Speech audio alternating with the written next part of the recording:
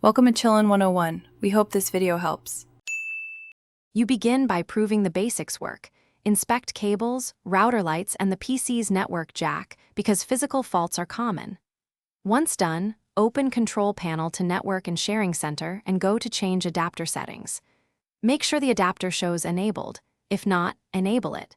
If it's enabled, right-click and disable, then enable again to reset the interface and clear transient faults. These quick checks eliminate hardware and simple software toggle problems before deeper fixes. Now you move to network configuration. Run command prompt as administrator and execute ipconfig/release, then ipconfig/renew, and ipconfig/flushtons. This gets a fresh lease and clears name cache.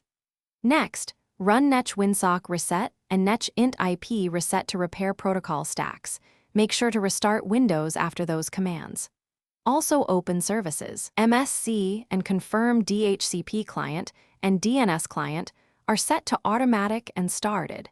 Because disabled services prevent to finish, ensure the network driver is correct. Open Device Manager, update or roll back the adapter driver, or uninstall it and choose Scan for hardware changes so Windows reinstalls the driver. Reboot both router and PC, then test connectivity with ping 8 and by opening a website. If you still have issues, try setting DNS to 8 manually or perform a system restore to a date when networking worked. Tip: if problems persist, check another device to